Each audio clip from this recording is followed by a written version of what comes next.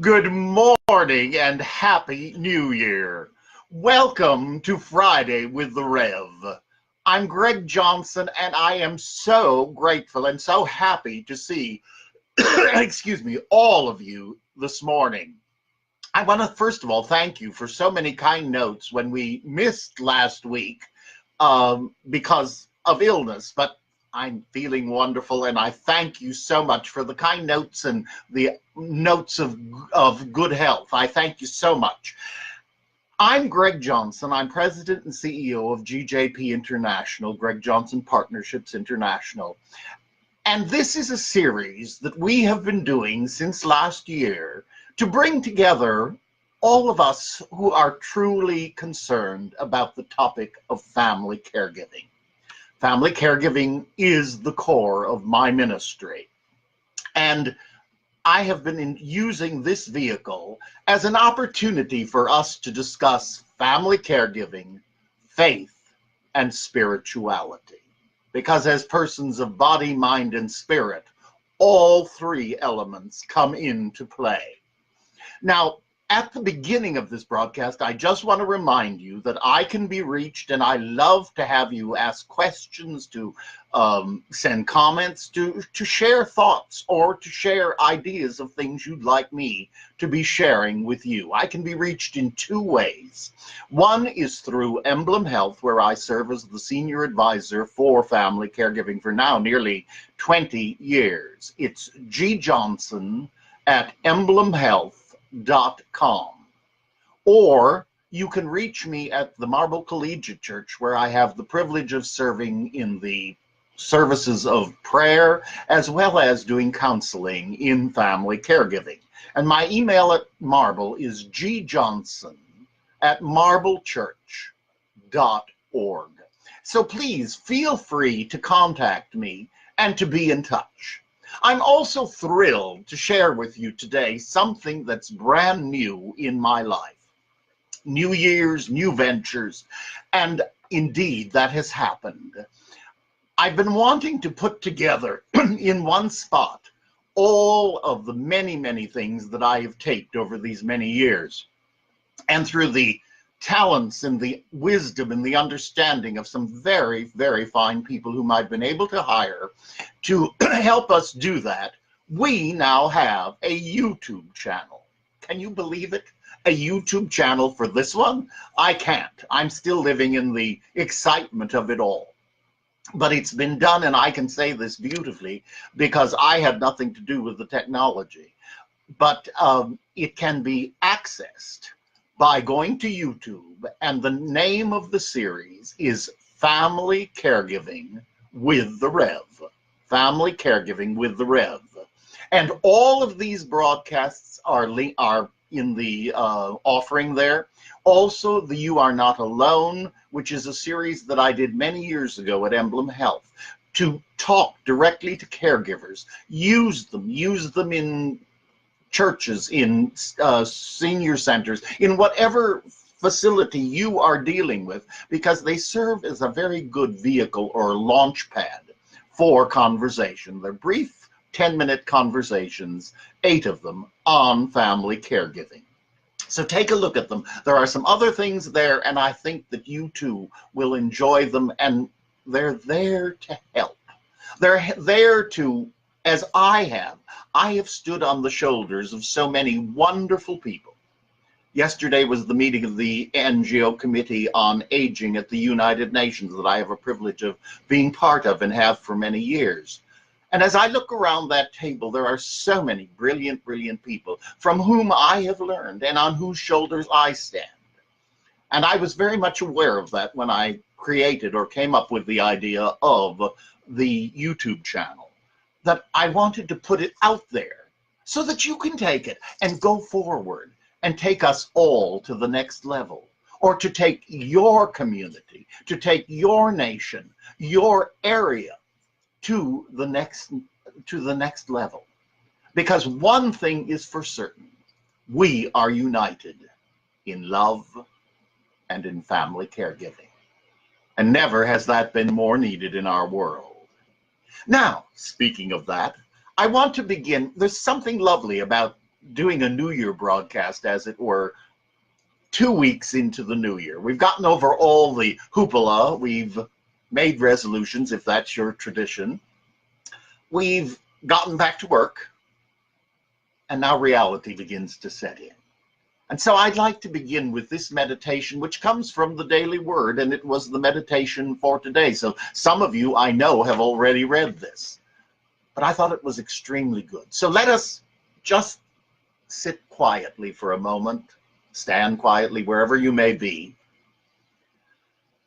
Fill our lives with a deep breath and hear these words. Like a harbor shelters vessels from a storm, so too divine love offers me infinite protection. I seek refuge when I feel scared, hurt, or lonely. Any anxiety I feel dissipates in the warmth and peace of divine love. I connect with the protective energy of spirit and know that I am eternally safe. Regardless of any circumstance or situation, I remain divinely protected. If my mind becomes chaotic with worry, or if I feel overwhelmed with fear, I redirect my attention to God's presence within me. I imagine steering my consciousness like a boat into the harbor of divine love. As I shift my attention, the sea of thoughts and feelings subsides, and calm surrounds and fills me. I am divinely protected. And it is so. At the beginning of a new year, we are always aware that for a new year, something has ended. That's true in life, and that will continue. But every moment is an ending and a beginning. But the beginning is now. And that is the only moment that we truly have. So in the now, in the new year, let's dare to begin again. Let's begin again, to dare. That was a quote from a reading that I found very, very helpful as I began thinking toward the new year. And in fact, this is just a little story, but it'll show you. I am not known for technology, and in fact, I can prove it with this little anecdote. I'm preparing to leave not next week, but the following for a brief speaking tour in Singapore and in Indonesia. And as I have been paying my taxi fares with my credit card, it kept saying chip detected and put in your PIN and what have you. So being the organized soul that I am, I got out of the taxi the other day and I marched over to the bank and to the manager and said, Brendan, I need to speak to you. I said, I'm leaving for this speaking tour and I think that I need a new card. I said, every time I use it, they tell me there's a chip detected. So obviously it's defective. And he looked at me and he said, Greg, you want a chip in your card. That's how we do business today. What can I tell you? And we have a YouTube channel. So dare to begin, dare to question, dare to make a fool of yourself. I share that because I think it's terribly important, and I had a great laugh out of it myself. Words, that can be a topic for another entire broadcast, but I wanted to share that with you. And the prayer that I've chosen for today is one that is actually a prayer that I wrote from Peace Be Still. Peace be still. There's something we'll talk about another day on words. But this, I wanted you to hear this prayer. It's really an evening prayer, but it doesn't mean we can't be using it in the morning because, quite frankly, some of you are watching this and it is evening for you in Southeast Asia. It's entitled Thanksgiving, not in the sense of the holiday, but in Thanksgiving. So let us be calm, be still and hear these words. Thank you for this day with all its successes and with all of its challenges. Today I may not be physically able to see a sunset, but I know it is there, and I am blessed. I am grateful I feel your presence. Sunrise, sunset, sunrise, sunset. I hear this song, and it reminds me of your constant presence, your constant love, your constant support. It reminds me that you are ever present, and while I rest, you are carrying blessing, resolving and opening new doors in my life, new doors of possibility and of service. Whatever the challenge was today, I surrender it to you, O God, as I seek to rest. I pray that I may have met the challenges of today with grace and favor. Forgive that which I have done that I truly did not want to do, and give me grace to learn from each mistake and error. As I prepare to rest, I surrender myself, my problems, my loved one for whom I am caring, and my future into your hands. May your will be done forever.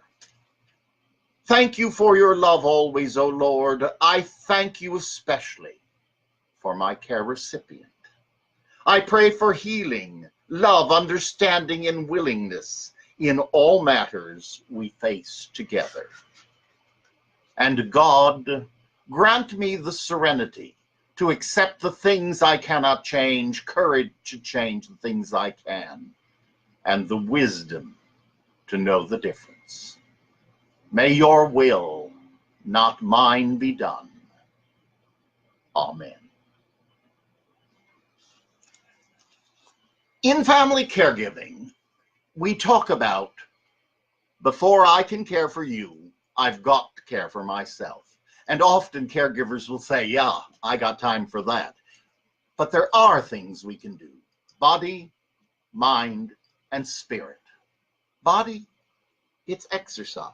It's diet. It's keeping our appointments. Going to the doctor, arranging appointments so that when you take your care recipient, you also go to the doctor. Because you cannot give away what you don't have. And you need to give out of your abundance. Mentally, it can be as simple as sitting down and taking a few breaths. Going out for that walk. Moving around, bringing and stirring up the energy. And spiritually, it's prayer time. It's meditation. This book that I have used many, many times with you, Peace Be Still, I really wrote after the death of my late husband, Joe. Because as I looked at the caregiving journey with him, I thought, what could I contribute? And what did I learn out of all of this? Beyond love, beyond the gift of being present right to the very end and placing his hand in God's, I also learned that it was important for me to keep my spiritual condition and contact every day. And so we developed a tradition. I would say to Joe at night, I would get him ready and put him to bed, and I would say, I'm going to be in shortly, but I need time for my prayer. And that made sense to him. And I would go out to the other room and to my famous prayer chair and spend time quietly in prayer. And then in the morning, we'd wake, and I'd say to him, just rest a little bit. And I would return to that prayer chair to begin my prayer, connected to my divine source of energy and support and wisdom, and most of all, love. And then I'd come in and get Joe started for the day, and we would go on. So after he died, I realized that once again, The greatest gift for me was that quiet time. However brief, it didn't have to be all that long because sometimes it just couldn't be. But I could connect throughout the day. I have learned that prayer goes all through my day. That conversation, that contact. But that's something we grow into. But the quiet, dedicated time.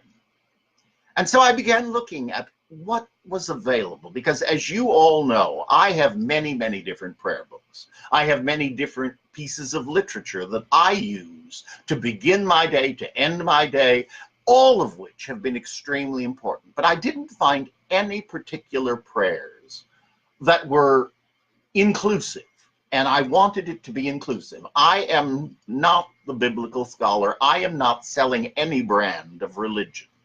I am asking people to be faithful to the God of their understanding today. AA has taught me more about that than anything.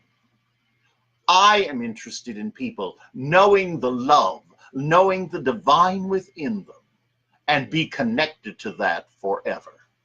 Because from that, we are connected to one another.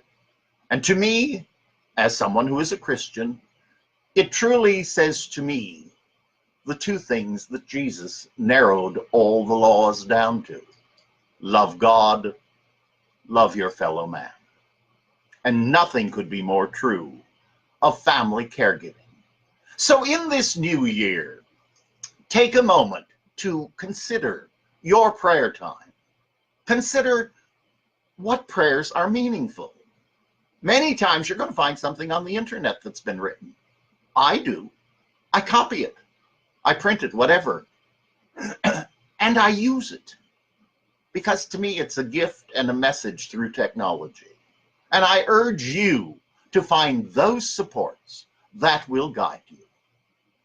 And now this morning, as we come to an end of our first broadcast in 2019, I want to share with you an incredibly beautiful poem that I think is a mantra and a command, a blessing for the new year. It's entitled, Journey On.